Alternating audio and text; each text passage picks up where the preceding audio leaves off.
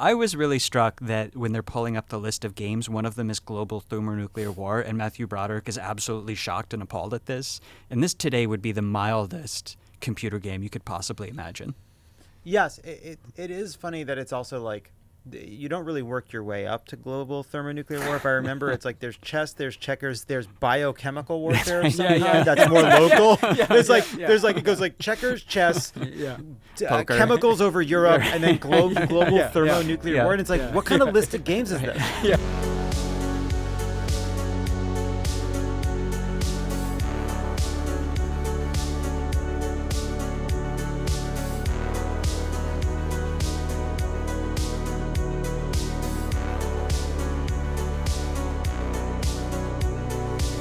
I'm Max Fisher. I'm Jon Lovett. And I'm Ben Rhodes. This is the Offline Movie Club. Every episode we discuss one of our favorite movies and how it reflects or shapes how we think about technology and the internet. This week we are talking WarGames, the 1983 family blockbuster in which Ferris Bueller fights ChatGPT for control of America's strategic nuclear arsenal until they discover the power of friendship and join forces. Guys, it's a strange podcast. The only winning move is not to pod. Oh, that's a good line. Interesting. Something to think about. Yeah. Something to think about. Well, we're going to pod anyway. All right, Ben, let's kick it to you to start things off. What do you think makes this movie important for how we think about technology and the internet? Well, I think this movie taps into like our deepest anxieties that technology is going to kill us all, right? Mm-hmm. I mean, that's basically the premise of the movie.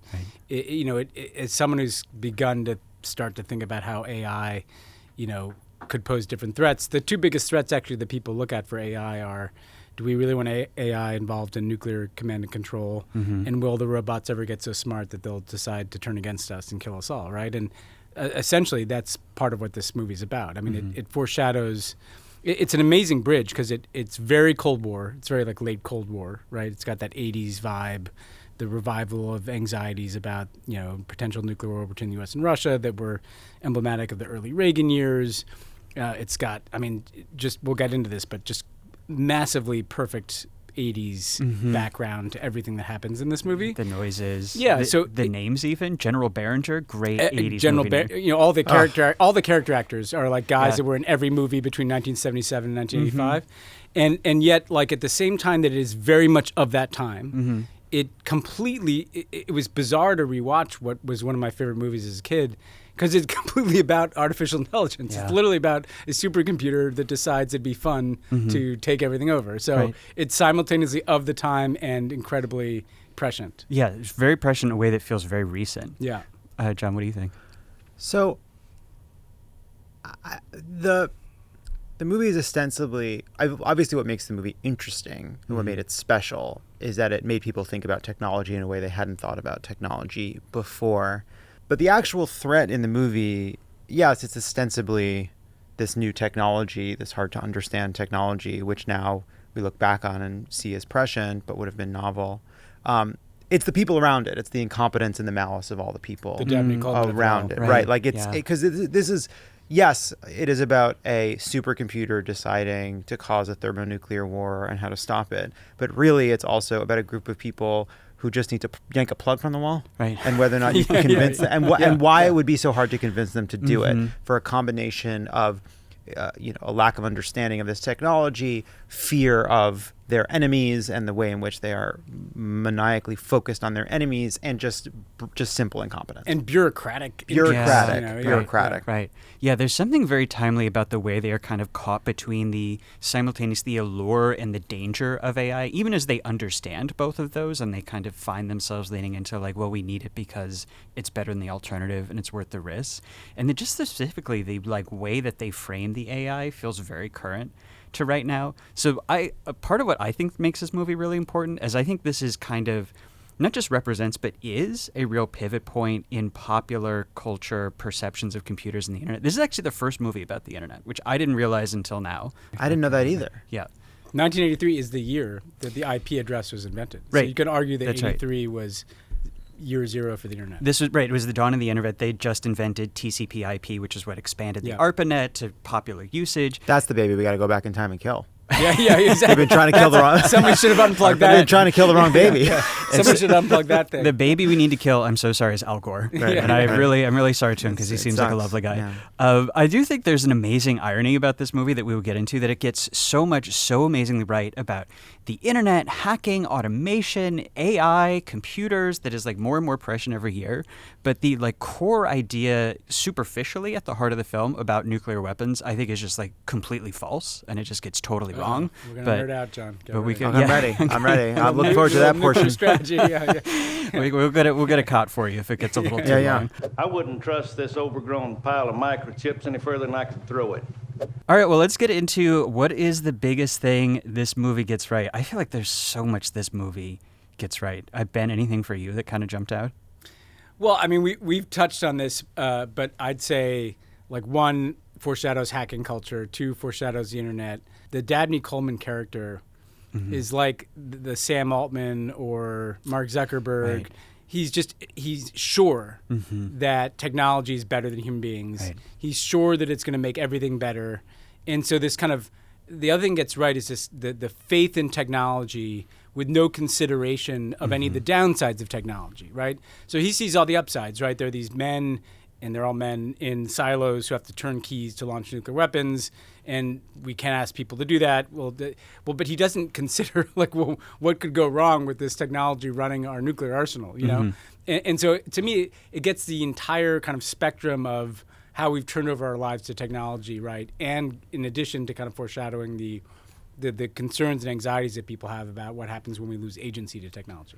Yeah, it's a big movie that I feel like Lena Khan's FTC would really enjoy about the dangers of unregulated, ungoverned technology. I've got to ask, Ben, because you were involved in national security policy making for a long time, the General Behringer character, the like cigar chomping general who shows up in every 80s movie about anything in the military.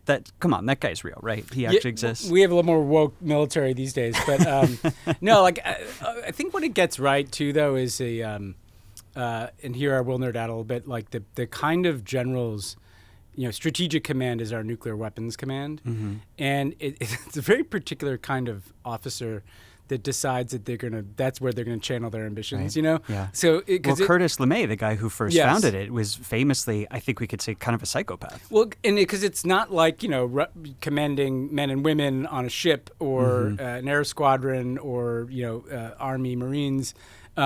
You're sitting and you know, literally gaming out nuclear war and taking care of like nuclear warheads. Like that's your responsibility, and that does lead to kind of a strange type of person. No offense to anybody. I mean, but it's just. Well, it's also, there's a brain-breaking paradox at the core of it, which is we must be here to prove that in the event that we were attacked, we would deploy it as well. Right. However, if I ever exist in the time between those two attacks, the morality has completely changed, and we have to ignore that fact completely. I will say there's something.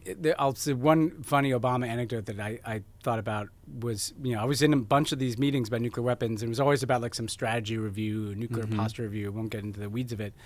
And, you know, Obama was usually pressing to kind of liberalize our nuclear weapons policy, right? I've got no first use, you know, of nuclear weapons, and we won't go into those rabbit holes. Max and I can do it offline, as it were.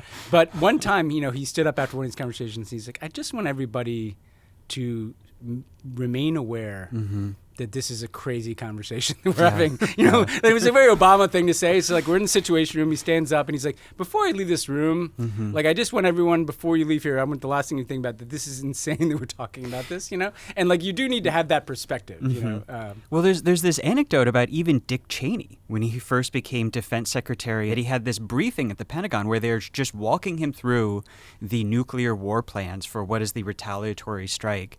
And he was like pacing around the room because he said, this is crazy. We're going to drop 20 warheads on every major city. To what end? Which, of course, is the conversation that has existed around nuclear weapons since they've existed. And the funny way it shows up in here is the McKittrick character. Yeah. Like, he's the Dr. Strangelove in that he is actually being like, whoa, this is the war plan and we're going to follow it through. And, of course, like every time we portray that in movies, we recognize how crazy it is. The 80s of it is that it's a fun romp instead of like Dr. Strangelove or Failsafe where it's absolutely terrifying. Well, the two things I'd add to that are, one, Reagan apparently got those briefings, and Yes. that transformed him from a hawk to someone who wanted to almost eliminate all nuclear weapons with Gorbachev at a summit, right, a few years after this movie. And the other thing is that this movie comes out the year that the day after it comes out, an iconic TV movie about what a nuclear war could do.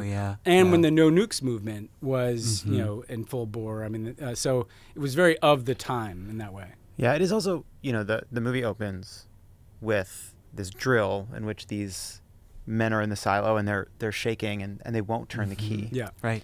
And the Dabney Coleman is like, we have to find a way to stop this humanity from interfering with this process. And so they turn to technology, and then the technology, it steps in to be like kind of like a godchild, right? So that it has like the power of a god, but then over the course of the film, basically you start to realize that it is named after a child, that it has the logic of a child. And so it is meant to, obviously it's like, it's technology, and so that's what made it interesting. But if you look at what role it plays the role of an all-powerful child. Yeah. And they have to figure out how to teach a small child to understand the morality that we're all trying to get ourselves to forget. Right.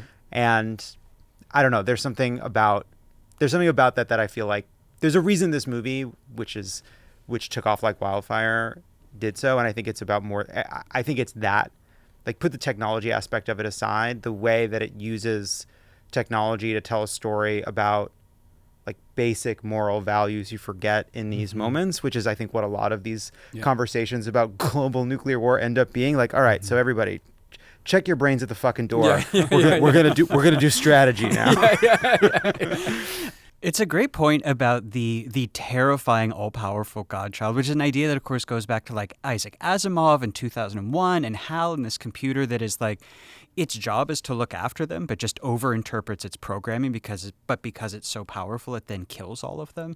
And it is amazing how that is just an idea that has been around since before we even had computers, but continues to come back and to feel more and more prescient every time we have a new thing that AI is involved in, whether it's a small thing or a big thing in our day-to-day lives, because it does seem somehow inherent to this idea of a quote-unquote thinking program. Yeah, I do think that's if I were to say what is prescient about this movie, is that it captures the fact that people look to technology to get out of their human flaws, and then they end up writing the human flaws into the machines themselves. Right.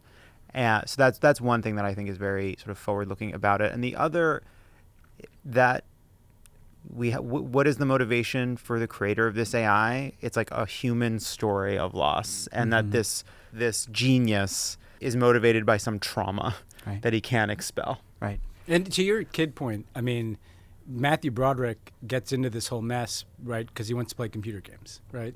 Like that's why he like hacks into this whole system and finds the global thermonuclear war.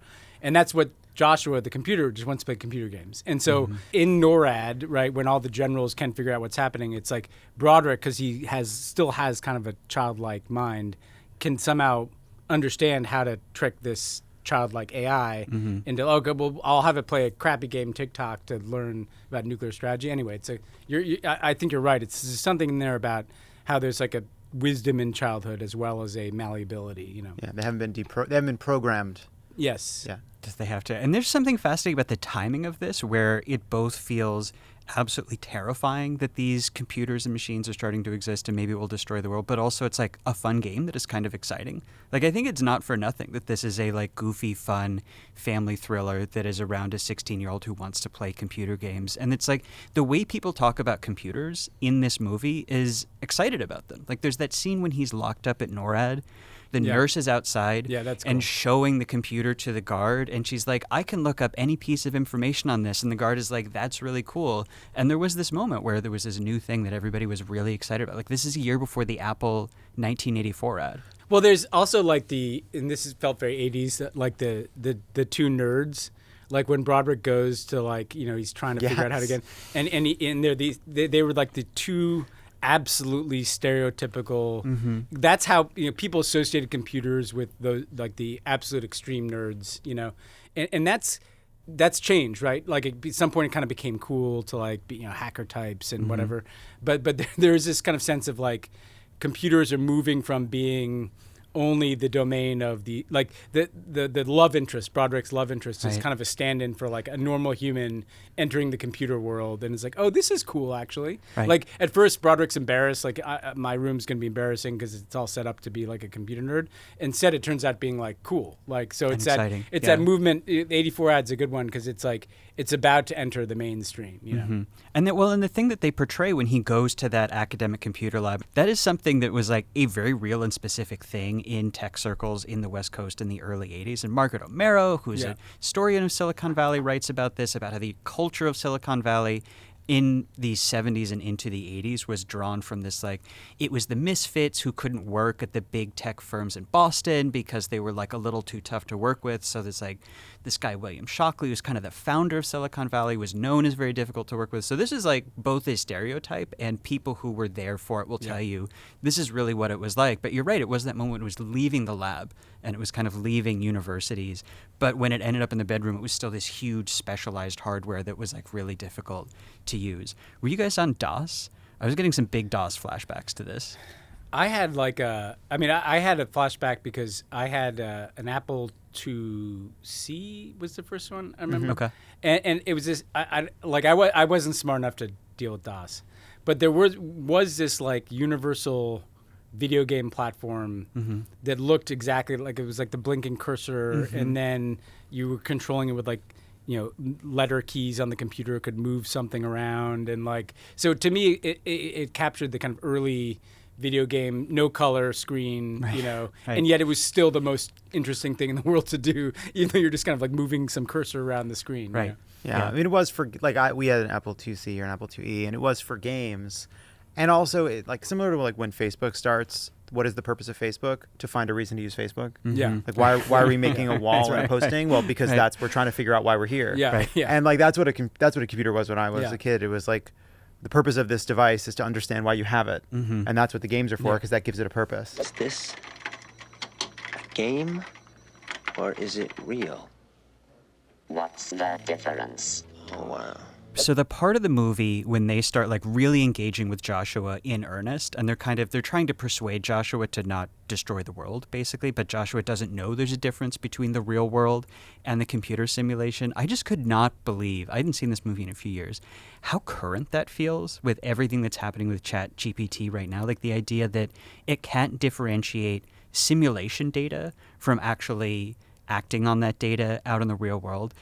Falcon at one point refers to the like phantom Soviet launch that's happening as a hallucination, which is of course what we call it now when ChatGPT hallucinates. I actually almost wonder if that was not a coincidence, because this movie, according to some things that I've read, coined a few terms. Like firewall apparently did not exist in computing before this movie, just because it was like at a moment where the terms were kind of coming into use. So it wouldn't shock me if that was something that kind of fed into our like discourse around it today. But this idea that like every conversation they have with it is this weird slide into surrealism, and this kind of like, you know, at one point they're in the war room, right? And they realize that what's happening on the board is a simulation and not real life. But the movie almost edges into this kind of like surrealist question of like, what is the distinction between the two? And do you get lost between the digital creation and the real world? Like, it felt to me as a very much like living on the internet. But that's, you know, they fed all the data into like the various scenario planning for nuclear wars. And so it's operating off of data in a way that human beings couldn't. Right. But with no understanding of the consequence of what it's doing, which is exactly the same thing with any artificial intelligence. You can feed it data that tells it there's huge consequences, but that's not the same thing. That's why the human being couldn't turn the key. But you know, the Whopper, Joshua, could have easily launched every warhead in the U.S. arsenal. Sounds great. I love that. It's also just the lasting impression on audiences comparing nuclear war to tic-tac-toe in a way that is so understandable. Like I have to think that influenced people, because forever I associate the two. I think of I see those two things playing out on the board: tic-tac-toe, tic-tac-toe, tic-tac-toe, nuclear war, nuclear war, nuclear war. Like that. That had to be something that stuck with people and like shaped how they thought about this idea for forever. I have to say, for a movie that, like, you know, a lot of it is pretty basic 80s movie storytelling, the end scene where you see the nuclear missiles going back and forth on a screen, and it's just more and more of them, and you see the explosions and then the tic-tac-toes flashing, is both like whatever writer came up with this tic-tac-toe comparison is absolutely genius. It's smart. And then the filmmaking is like incredibly powerful because you're seeing what represents millions of people dying. Yeah. And yet it's this kind of beautiful light show on a screen, you know. 6 up. There's no way you can win that game. I know that. It doesn't. It hasn't learned. We can move into like what the movie gets wrong, because I think this is I think it's both an incredibly apt comparison that is totally right as a commentary on the absurdity of nuclear war and the unwinnability of it. But I mean, maybe this is just the incorrect lesson that I took from it. As a kid watching this movie, I was like, this is my education on mutually assured destruction and why it means that nuclear war would never actually happen unless by some accident, like what's portrayed in the movie, because nobody would ever want to do it. But I feel like the more that I have kind of like learned about the actual development of nuclear strategy and like what has actually happened is that mutually assured destruction is kind of a myth, in the sense that it is not actually something that has restrained the nuclear powers at any point. And there's this whole school of thought now among people who study nuclear history that throughout this period, especially in the 80s, when supposedly both sides are restrained by mutually assured destruction, they're both trying to break it. In other words, neither of them is treating it as tic-tac-toe. And they are treating it as a game of chess that can be won. And something I didn't realize until recently, mutually assured destruction was coined as a joke. It was not actually intended as a strategy. It was two RAND people in the 60s who were trying to point out the absurdity of the idea that using nuclear threats against one side could deter the other, because they were coming out of 3 near misses. There was the Berlin crisis, there was a near miss in the Korean War, and then there was a Cuban Missile Crisis, and they were trying to point out that there is no such thing as one side deterring the other. If you look at it, Max, I mean, mutually assured destruction is more a concept of arms control than of nuclear weapons, offensive nuclear weapons thinking, in the sense that you have the development of nuclear weapons through the 50s, and then these near misses with the Cuban Missile Crisis, right, in which everybody's getting freaked out, we're coming too close. Then you have détente, right? So then you have the U.S. and the Soviet Union negotiating the first SALT treaty limitations. And what arms control exists to do is to try to create sufficient balance between the types of weapons that the U.S. and Soviet Union have and how they're deployed, so that they're kind of roughly have parity, so that you're kind of accepting the premise that neither of us can win. So arms control is almost kind of forcing the superpowers to say, like, we're going to limit these such that and balance them such that neither side can win. Now, this period in the early 80s is when that's fraying, because the U.S. has become afraid, in part because Reagan tried to scare everybody, that the Soviet Union's pulled way ahead and they can actually win a nuclear war. And we're starting to do things like deploy intermediate range missiles in Europe so we can hit the Soviet Union faster, which feels like a strategy to win a war. And then it's in the mid-'80s with the INF Treaty, which eliminates all those intermediate nuclear weapons, both the U.S. and Soviet Unions, that we return to kind of parity so that nobody can win. With Reagan's Star Wars as the scary thing, if we have a missile defense shield, we're trying to win a war, right? So it kind of, there's been this tug of war throughout nuclear weapons of like, is the goal to have like kind of the equal amount built and deployed so that nobody can win, or is the goal to get an advantage, right? And that's why it's actually an arms control thing to have mutually assured destruction. Now, that I'll shut up about nuclear weapon strategy, but but this reminds you that it takes human beings to introduce mutually assured destruction. It doesn't naturally kind of create itself. That's true, that the natural momentum of having these weapons kind of encourages a permanent escalation towards trying to win a war in order to prevent the other side from winning it first. It's like your General Behringer. If a military commander's objective is to try to figure out how to win a war with the weapons they have, it's political leadership who has to say no, like let's try to balance our arsenal so nobody will fight this war. I mean, this movie is kind of the mirror image of Failsafe. Have you guys seen this movie, 1964, Sidney Lumet? Oh, it's incredible. It's been kind of forgotten because it came out like literally the same month as Dr. Strangelove, and it's a very similar plot except it's a political thriller instead of a satire. But it has a Herman Kahn character who's like Dr. Strangelove is based on this real guy, but he's played by Walter Matthau in Failsafe. But it's pretty much the exact same scenario as WarGames, where there is a mistake in the American computer system that they believe a Soviet attack is incoming, so they launch a counterattack. But then the plot of Failsafe is, what do they do when they realize their counterattack is a mistake? And are they now forced to commit to following through on it, which we get really close to in this movie too. What's different is that the like moral is kind of the same, where it's like the logic of having nuclear weapons leads to this confrontationalism and this like trying to win an unwinnable war, trying to win at tic-tac-toe. But what's different is that in Failsafe they conclude that therefore it is going to lead to it, and that's terrifying. And the message of WarGames is, well, everybody is going to come together, and we're going to realize the absurdity of this, and that's because it's a summer family movie. Well, I mean, I think the biggest... a bunch of generals staring at a screen of them. Oh my God, we've been idiots. This is crazy. Can you believe nuclear weapons were a mistake? It's funny though. I have never. My experience of watching WarGames as a kid is to find the movie. There's a sadness to it throughout. There's a sadness to Matthew Broderick. Falcon. There's a sadness to Falcon. I said Faulkner. Falcon. There's just a sadness even to the resolution. Just the sense of like, even with treaties, even with safeguards, even with an understanding that neither side wants this war, the existence of these weapons and the natural flaws of human beings means that we are always at this very moment subject to an accident, to a fly in the machine that causes this all to go terribly wrong.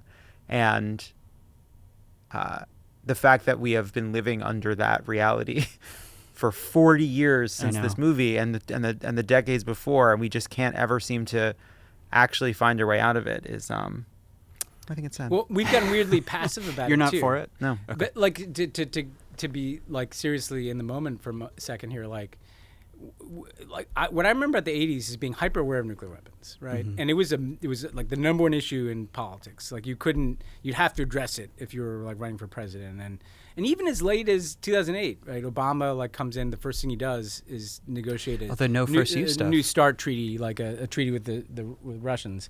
Now it's like, we don't even think about these things. It's oddly normalized that there are all these nuclear weapons. Pointed at each other 24 hours a day, right now, ready to go. Right now. There's less treaties than ever before because the U.S. and the Russians have each successively pulled out of treaties. So there's less arms control than at any moment ever since like beginning of arms control. More nuclear weapons or more nuclear weapon states than, certainly when this movie was made. And real wars happening, like a war in Ukraine, war in the Middle East, both involving nuclear weapon states, flashpoint in Taiwan. Like we need to get back to the 80s where we like actually worried about this shit. Right, where it was in pop culture. Yeah. Where they would have movies that say, hey, this is not a great status quo. There was the one shift after 9/11. There was a lot of public concern about dirty bombs. Right. They made the movie The Sum of All Fears, which is about a nuclear weapon planted. The Clooney movie too, when The Peacemaker. That's about terrorists hijacking. That was in the 90s. But yes, great movie. But the terrorist using nuclear weapons to spark to spark a global war. Right. Yeah. The idea of a state using nuclear weapons has weirdly disappeared from our pop culture, which is, I think maybe it is just because it's so familiar. Why do we feel better now than we did in the 80s? I think it's because we've grown up with movies like this that have, and I'm not saying Matthew Broderick is going to be responsible for global thermonuclear war if it happens, but it could, one could make that case, that we've just like, this is a 30-year-old movie. Wait, no, it's a 40-year-old movie. It's a 40-year-old movie. Thank you. Math was never my strong suit. The 40-year-old movie about this threat, so if it's been around for 40 years, it must be fine. I feel like that's the conversation I have with people when I'm trying to get them focused on nuclear weapons. Yeah, which is like really fun at parties. People love that when you bring that stuff up. Well, he was pretty old. He was 41. Oh, yeah? Oh, that's old. Another thing this movie gets wrong, guessing someone's password from their personal history, huge thing in the 80s, all over 80s movies. That would never work. That's not how passwords work. Well, not anymore. You think maybe they used to? Look, it's not even Joshua with a 0 for the O, or an @ sign for the Joshua A. exclamation mark. Yeah, not even Joshua exclamation mark. It sucks. Well, I'll tell you what it gets. The couple things why is there like a tour in NORAD? Why is there a tour of NORAD? So like the whole plot device rests on the fact that like there's literally, and it's literally like a bus that pulls up as if it was in front of a museum, and a bunch of like totally random normal people wandering around the command center of the U.S. nuclear weapons. So the national security guy and me, like that got my back up a bit, as did the father eating raw corn. Is that I don't know that. I thought that was fun. There's A&D vitamins. Yeah. One thing the movie also I think gets wrong is this was still the moment where the better the computer, the more light bulbs it would have on that's it. right. You need the flashing. You need the little flash. That's how it computes. It was the lights flash. The flights. It was the time between Star Trek and modern computing, where it was still like the bigger and better the computer. This thing's got to be like fucking Times Square. How do you know it's smart? You can't know there's a person's mind in there. There's little red and yellow bulbs flashing. There's actually Joshua is in there. There's a little 12-year-old kid on the terminal. Well, it's like a big washing machine too that rattles around. It is funny how much movies used to have to do to tell audiences, like, now there's things happening inside the machine at this point. Like, anytime text is on the screen, the little beeps that they used to do. Yes. Which I would love to bring back. It would be so cool to have those little beeps. When does Terminator come out?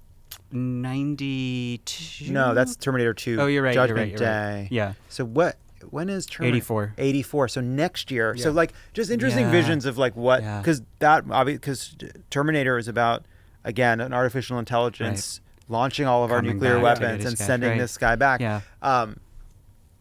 We were almost afraid of the right things. Yeah. So Falcon makes a point about this when he's kind of talking about like human beings being eclipsed. And he has this monologue about like, well, we eclipsed the dinosaurs. And he says, honeybees are going to eclipse us? And I simply don't know where he got that. That's a very strange theory. I don't think I've heard anyplace else. Yeah, I will say that I do think is something that the movie gets right about this kind of a tech person, which is like... He's got some takes. Well, this also is like, yeah, man, totally. We're on a billion-year time scale. I guess what we do now doesn't really matter. Yeah, I guess make your computer kill the world. Yeah, that's true. The way that he's kind of removed from all of it. Yeah, thanks a lot, pal. Don't let the door hit you. There's an amazing thing about Falcon, too, though, that there's a guy named Jeffrey Hinton. Do you know this guy? Who's seen as like a godfather of AI. And the New Yorker did a profile of him recently. He lives on a secluded island that you get to from like a ferry off the coast. like literally, like he modeled his life off of Falcon. You know, like I love the idea of the tech guy who's seen the scary future and then is just kind of decided to retreat to like his island compound. That's actually something just like this Silicon Valley guy still exists. That still exists. Right, know? Except they're in New Zealand now. Yeah. One other thing that really kind of got me is the first big scare at NORAD. They think the Soviet MIRVs are over Nevada. They have just separated, headed for Las Vegas. Reaction is a little muted, I feel, in that room. Everybody seems remarkably chill about it. Well, it hadn't gone through its, I think, modern day Las Vegas. That's right. It hadn't had its revival yet. It was kind of in a still the days of the Golden Nugget. It was like Wayne Newton days. Yeah. Right. But the mob had come out, so it didn't have Just that cool chic to it anymore. I mean, Frank wasn't there anymore. Yeah, So what's even the point? Yeah. Who should we nuke first? Let's see. How about Las Vegas? Las Vegas. Great. Moment that you most related to personally. I will say when Matthew Broderick and Ali Sheedy are hunched around the computer getting absolutely hyped on soda, talking so fast at each other, that felt very familiar to me. We're missing an AOL dial-up, but otherwise we're very close to my childhood. I'd say for me a couple things. Like one, one of my things was like that teenage excitement of computer games, but another is just like Broderick's like. He's no idea what to do with Ali Sheedy. You know, my teenage, it reminded me of what it'd like to be a teenage boy, has no idea, has all these different feelings that they have when like a girl like Ali Sheedy's around them and has no idea what to do. And so therefore is simultaneously doing everything wrong and right because he's kind of being himself, even if that's like a clumsy nerd. But is trying to, Then the thing I loved is to just call back something from like payphones, like having to hit the payphone like repeatedly. I miss when a payphone is something that actually mattered. You know? And they do phone freaking, which is a big thing that Steve Jobs and Steve Wozniak did, where they would like plug this little box in so they could get free calls. I would say it is the fact that Matthew Broderick and Ali Sheedy are children who think they're adults. Yeah. And they are just kids, and they're walking around thinking they are.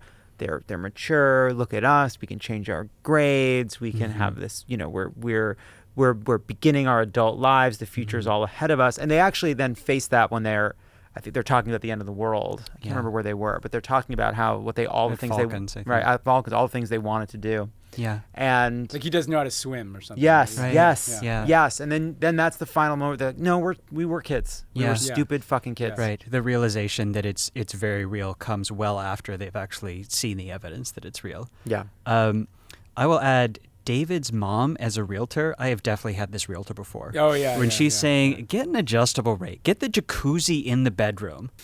I feel this lady 100% did mortgage fraud in the 2000s. I was a little surprised that the parents were like, he changes his grades, but like there's still like C's and like the parents are like thrilled that he just didn't fail. Why didn't he change them to be a little bit better? Why didn't he change? He's strategic. He's thinking about what are they going to, if it's A's, they're going to know. But if I'm the parents and he's like a genius, right? He's up there like hacking into stuff and they're like, oh, it's great. You got a D on your math. That's I actually remember that at the time being like, because it actually, I had trouble understanding it, which is like, wait, are you smart or are you dumb? Yeah. Like, what are we doing here? I actually thought that was perfect as the portrayal of like the kid who, and again, this is something that I related to, who would like spend a lot of time in the computer when the computers were still coming out, is that this was, if you were kind of the smart kid who was a little bit of a misfit, who was a little bit of a fuck up in class, who, could do well riffing on the test without studying, but like didn't know how to get good grades because I'm just talking about myself now. Like wouldn't do the homework, wouldn't do the okay. His hit on the teacher is like savage though, right? It's a little much. Maybe you could tell us who first suggested the idea of reproduction without sex. Your wife? Your wife? Like he's this nerdy guy, except he's willing to come out and just clobber. Do a Rodney Dangerfield. This is something that I have actually noticed when you go back and watch movies from the 70s and the 80s, because I think there's this idea that like, oh, those were classic films and there were things you couldn't say back then that you can say now, or that the movies have gotten woke. And it is actually the opposite. When you go like, you could not get away with making cops like the cops in Serpico. You could not get away with making the generals like the generals in WarGames. You could not get away with making the teachers like the teachers in Ferris Bueller or in this movie. There's a way in which, like, even movies that have like a progressive point of view, they have like kind of a conservative. They like have like a conservative shield, like a defense mechanism, which requires like the generals to not be kind of, they can be evil, but they can't be kind of like bloviating dummies in the same way. The cops, they can make mistakes, but they can't be corrupt in the same way. Or if they are corrupt, they have to be the villain, right? Like in Serpico, all the cops are just corrupt, and they're worse than better cops. But there's not like, the twist in a lot of movies now is that the cop is a bad guy, right?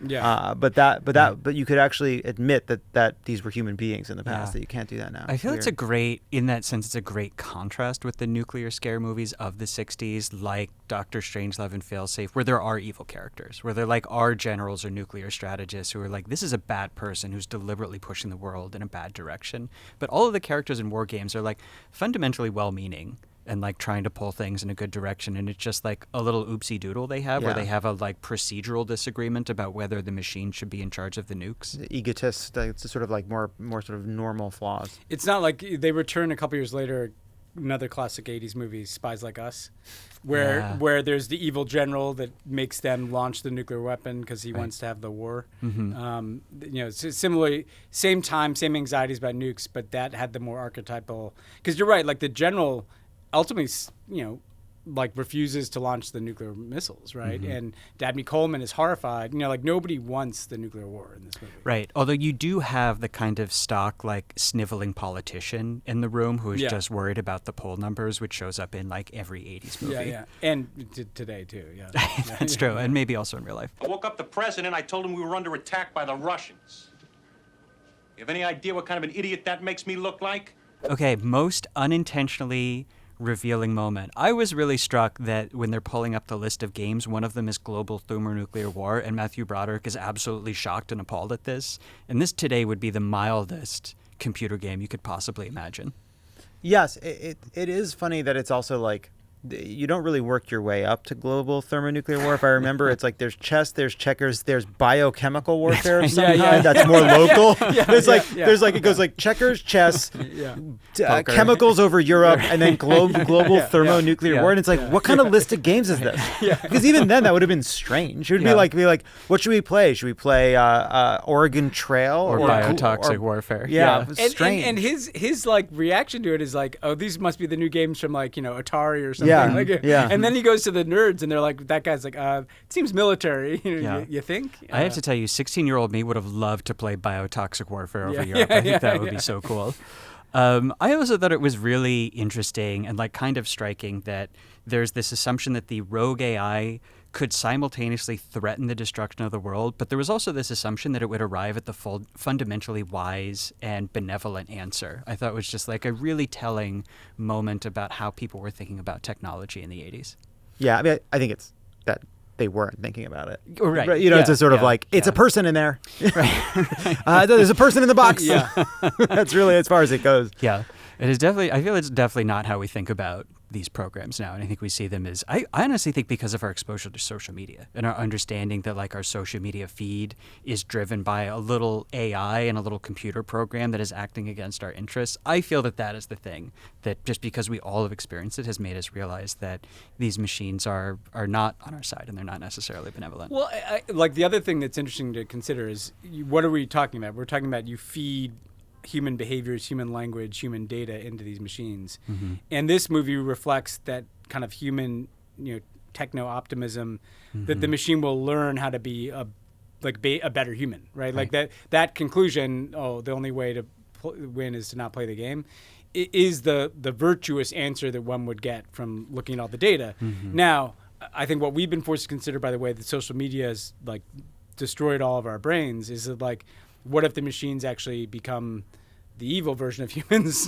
who are like, you just because you become wise doesn't mean you become good, right? Mm-hmm. And a lot of assumptions around technology have been that it will make us better, when in fact, why wouldn't technology bring out or reflect or manifest our worst aspects as human beings, Yeah, I do think like, obviously this movie we all now, we are steeped in conversations about the connection between the natural language models and the cognition behind it, whether you could actually describe it as thinking or intelligence, what that actually means, whether you can know what it means. In this movie, the fact that the computer can talk back to you is seen as a stand-in for it has a kind of general intelligence that's not really explained. Right. Then you say, well, what does it realize at the end of running the simulation over and over and over again? The only way to win is not to play. That is an extremely complicated idea. Yeah. That is very hard even to parse. Mm-hmm. A lot of assumptions go into getting there, which of course that's what happens because it's a movie. But the fact that it is the nature of its intelligence is not really isn't contemplated by the film. So it's a really inexperienced, super smart person. It's a child, right? It's a godchild. So it has to have that like kind of revelation that captures what we should have known all along. But yeah, in the end, like what if like, the only winning move is to pretend you're doing a simulation in which the computer is broken, signal to the Russians that your systems are down, then use the subs. The only winning move is to combine the biochemical warfare and to make sure we do a series of targeted assassinations in the weeks leading up to the event to destabilize the Duma and begin the slow degradation of their economy to make sure that their weapon systems don't have the parts they need to be repaired in 50 or 60 years. We win. Yeah, it is very funny how, and I feel like we still do this when we're dealing with some rudimentary AI, even if it's we're talking about the like AI chatbots that are dating companions, that are supposed to be like friends. We like kind of project them forward to be the most benevolent version of humanity, even after we've learned over and over again that that's not necessarily what they're going to become. Yeah, look, it's we just keep doing it over and over again, which is like I am sure we will look back in 40 years on whatever movies are made about this version of what we're calling artificial intelligence and say, wow, look at all the things we hadn't contemplated. Look at all the ways in which we were silly about this, because like we're walking around. It's like we got like people making like, oh yeah, it's a large language model and it can do a bunch of stuff a person can do. And then it's like, okay, no, I see what you're saying. What can a person do? What's a person?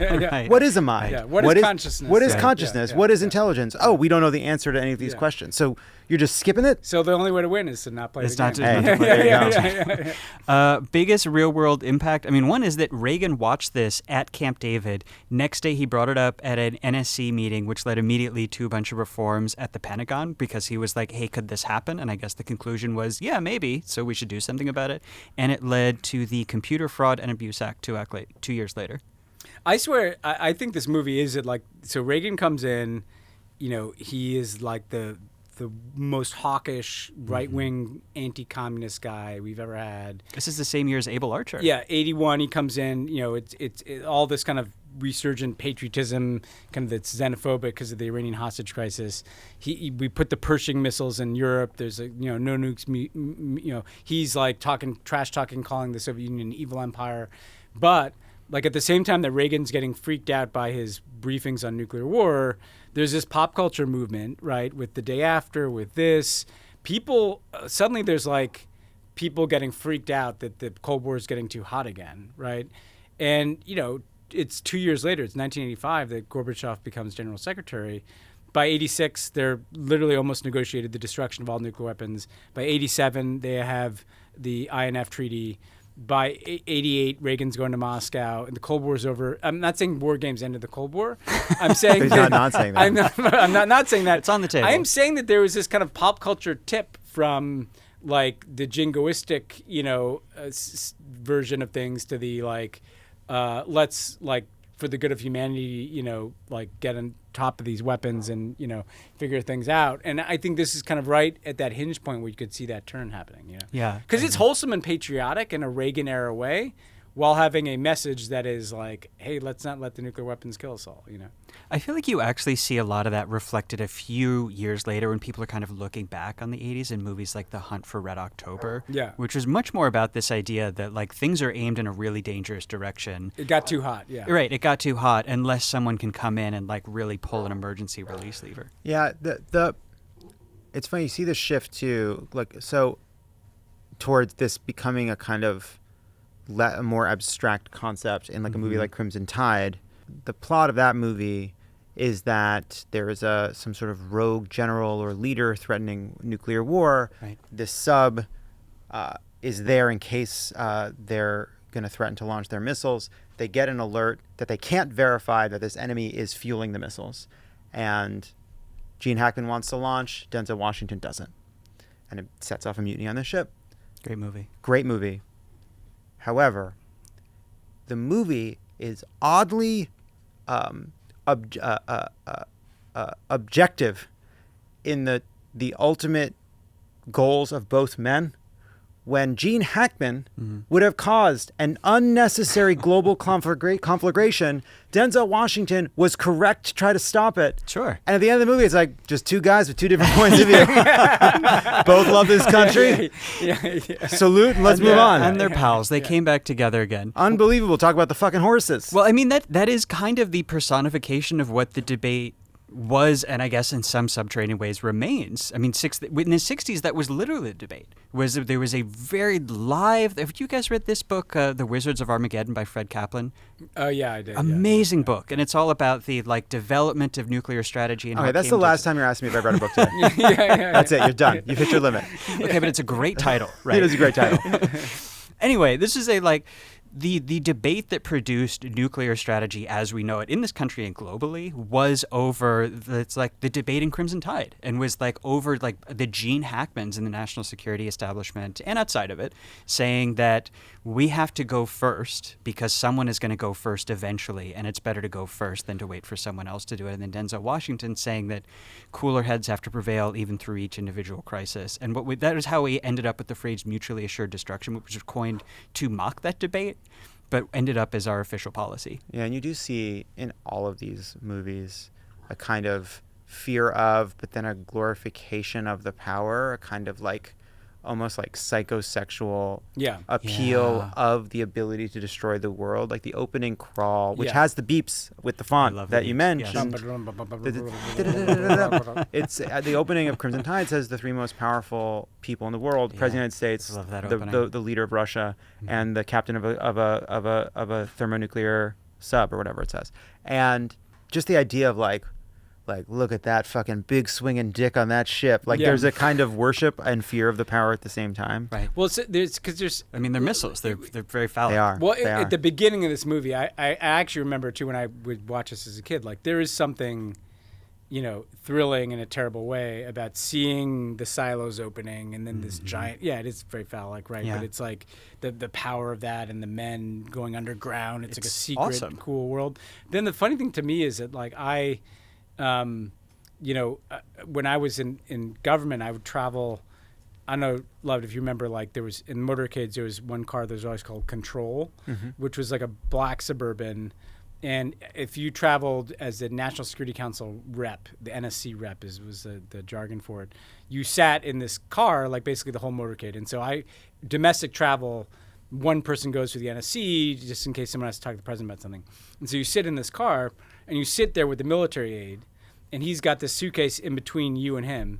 And, you would kind of like drive to some place and I was smoking in those days. And so I'd go out, smoke, come back, sit in the car, making conversation with the guy. And there's literally the fucking nuclear codes in the suitcase between us. And it's very ordinary, like it's not, cool underground. I mean, yes, the missiles are underground, but like you start to realize that this whole nuclear apparatus, there are human beings who are just normal human beings all through this chain of command. Like my job would have been if we got a call to like go grab Obama from reading, My Pet Goat or whatever he's doing and be like, there's nuclear weapons on the way. I'm with the guy with the suitcase. Like, what do we do? Like wherever we were, a campaign stop in, middle of nowhere, Ohio. Right. And so in actuality, the dramas wouldn't play out on subs. It'd basically be like the motorcade parked outside an event, like with a clunky looking suitcase with some computer in it, Which is, it's all presidential authority. And it's all human beings in the chain of command. Right, right. Did you ever see inside the suitcase? No, because you don't, like, people always assume that you kind of tourist your way, like, hey, can I see the codes? Like you're there because not to ask those questions. Sure. Like, yeah, fair. We're monitoring their bombers that are on alert. Yes, sir. Oh, that's a load of shit. No, sir, not you. What would be different if this came out today? I love it. I'm with you. I think that this machine would realize launching the nukes is the wrong way to do this, and I think it would manipulate global wheat prices. Yeah, I think that's right. I think it would just be a lot smarter about it. All of a sudden it's like, wait a second, there's something going wrong with the international tin market. And then you look over and like Bitcoin's gone up, but then like Ethereum's gone dramatically down. Everybody's getting these weird AI phone calls telling them not to go home. Like things get strange. Josh's voice would be Scarlett Johansson. Cool Josh's voice would be Scarlett Johansson. That would be her. Yeah. I do think definitely instead of doing all of the like backdoors and secret prompts that Matthew Broderick does, of like guessing passwords to get in, he's just doing phishing emails. Yeah. That's what we know hacking now is you don't have to hack into the mainframe. You just send them a bunch of you send emails to old people or you just with like links in them. Leave enough bad thumb drives around. Right. Somebody's going to shove that into your computer. You're fucked. Right. And I also think the near miss would be North Korea, but we would be meant to understand it as China. There would be a wink that it's China, but they'd call it North Korea so they could market the movie in China. Right, so that's right. Yeah, but they got to be on Chinese screens, yeah. Right. And then there would be, at some point, there would be a PLL general who would come in to save the day. Yeah. Right. Maybe only in the Chinese release. Yeah. I don't know. There was a while when it was like Arrival, The Martian, for a while, every big movie had to have a PLA general who would show up at the end, who was really stern, but really wise and would help guide things, but benevolent. Yeah. Colonel Conley, take us to DEFCON 5. Yes, sir. Okay, we're going to finish off with a round of true or false. I'll read you a series of quotes or plot points of the movie, and you tell me whether you think that is true or false. All right, true or false. Missile launch officer Leo McGarry says this at the beginning of the movie. You want somebody on the goddamn phone before you kill 20 million people. I think that's true. I'm going to say true. Yeah. Yeah, that's true. And isn't Leo McGarry also the name of the chief of staff from The West Wing? That's what it's the actor. Yeah, right. Okay. I was like, that is the actor. Oh my God, that's what I mean. It's that guy. Everybody in this movie is like somebody like, oh, it's that guy. Yeah. And that scene always throws me because the two launch officers are West Wing Chief of Staff Leo McGarry and Mr. Blonde from Reservoir Dogs, Yeah. which is not a combination That's you right. expect to see together. No, but I it's like those to guys think that those together. two characters That's so actually good. did cross paths in real Yeah. life, and that was how Mr. Blonde went so crazy. I'm going to say true. True or false? Matthew Broderick character says this. I don't believe any system is totally secure. True. True and incredibly prescient. I can't believe they knew that in the 80s. Yeah. True or false from our boy McKittrick, the president will probably follow the computer war plan. Now that's a fact. I'm not sure if that is a fact. I mean, it's Reagan, right? I mean, you got to factor in the timing. That's true. Yeah, I would say true. I'm gonna say false. Okay. True or false from General Behringer, I wouldn't trust this overgrown pile of microchips any further than I could throw it. True. I think that's true. I think even that's understates it now. I could throw a pile of microchips pretty far now. I could get my phone like across a 4-lane, maybe not 4-lane, a 2-lane street if I needed to, and I don't trust it that much. True or false, if you get caught hacking into America's nuclear weapons command, the FBI will take you to NORAD and lock you up in a doctor's office. I meant to bring that up. Why? You don't bring the when Let's the bring him FBI into the arrests heart something of NORAD. They don't take you to where the crime happened. They don't take you to the. Let's get these two kids closer to their crime. Let's say this super hacker who might be linked to the Soviet Union somehow. Let's put him inside the heart of the nuclear command in NORAD, in a doctor's office. And let's put him in the weirdest doctor's office ever. Right. First of all, right? That he can hack out of like in a very cool way with like the phone, and then walk out with a tour. Right. Like this, the whole security protocols in NORAD really they're a fucking little got me. iffy. Listen. That's the lesson of this movie. NORAD's got to lock it down. They got a rogue computer that's going to launch a nuclear weapon. They got tours coming through the place. They got teen hackers. Well, the other thing like when I first saw this movie, Matthew Broderick and Ali Sheedy were old. Yeah, they were older, and now they are Yeah. children. I know. Yeah, They're babies. They're little was scary. babies. That was Yeah. scary. Okay, speaking of the little babies, true or false, it's 1983. You are a 16-year-old kid able to access any computer network on Earth. Ali Sheedy is in your bedroom, and the thing you do to impress her is change her grades and get a plane ticket to Paris. I feel like that's 10 out of 10. I thought that was very true. I as good honestly, as it I gets. could not. I spent a long time trying to think of something better, and I think they nailed it. And he just did because he just didn't know what to do, so he did. You know, Those are cool moves. Yeah, I don't know what I would do on a computer now. Yeah, maybe now we just send some funny tweets. I do pull love up how some the memes. Paris trip comes back to haunt him. That was a good. That little plot was device. fun. Yeah. Oh, the other thing in the doctor's office when he pulls out the tape recorder, apparently people in NORAD are on PCP. Yeah. There's a lot going on in NORAD in this movie. Okay, true or false, you are a 16-year-old kid suddenly in charge of the Soviet nuclear arsenal. Your first strike against the U.S. would be on Las Vegas. Again, I would say it's a good demonstration strike. You're Yeah, demonstrating you're resolve, but you're leaving room for de-escalation. Yeah, you can negotiate. You can negotiate from there. I personally, if it were me, I would start with the 101 here in LA. I feel just cleansing fire. No We're fallout just going to start concerns. over. Yeah. Yeah, it's fine. Yeah, Okay. could you tell the difference? Okay. Okay. True or false, of all the nuclear war scenarios that flash on the screen as Joshua runs through the simulations, the one that I would like to hear the most about, or the one that would be the coolest to hear about, is Iceland Maximum. And we've also got Sudan Surprise, Chad Alert, Bavarian Diversity, and Chile Confrontation. I want to read a full I've had a few chilly pulp novella. confrontations in my day. I'll tell you something. None of them ended well either. Yeah. You No, lost all of and by the way, I've lost my confrontation with Chile 100% of the times. Never won that scenario. It is like The only way to win the Chile game is not to play. It is a remarkable window into like the degree to which like any country that wasn't the U.S. and the USSR was kind of total. I know. Chessboard piece, Why are they firing all these nukes at Argentina? It's what did Sudan. Argentina fucking do? All the Nazis went. That's right. We're finishing all family business. 1 year after the Falklands War. That's true. Yeah, I mean, so we're retaking the Falklands. All right, last one. True or false is from a officer at NORAD. I just hope they don't make me eat any of those damn fish eggs. I'm going to say false. The fish eggs are delicious. Yeah, is that about caviar? It's about when they think that the Soviets are launching, and he's saying, "Boy, I hope you like vodka." Yeah, no, it's a funny thing because it's like, how do you think this ends with you eating fucking caviar? Like, do you think? Listen. If you're in the burnt out husk of America, now a colony of the Soviet Republic, there's no beluga, my friends. Yeah. I would say if they wanted to rebuild as part of their occupation and they brought some caviar in, I think that would help ease things. But wait, I just want to come back to this because the above ground headquarters of NORAD, where they're sitting, would literally be in any Soviet first strike scenario. That's true. So the idea that a bunch of Russians are going to kick down the door and like take over America and force them to eat caviar is like a pretty optimistic. That's what I'm saying. Yeah. Unless they were on the tour. But it is like there's like a weird window into how Americans looked at the Soviet Union. It was all these like very stereotypical. You know, the Russians just sit around eating fish eggs. Yeah, not in the 80s they were. But all these movies, like, you know, Rocky IV, Drago, like, the way we saw Russia was really cartoonish. Weird. It was very cartoonish. Red Dawn. Yeah. I was watching old Olympics, and Nadia Comaneci is about to do the uneven bars, I believe. Is that what I'm thinking of? When is that from?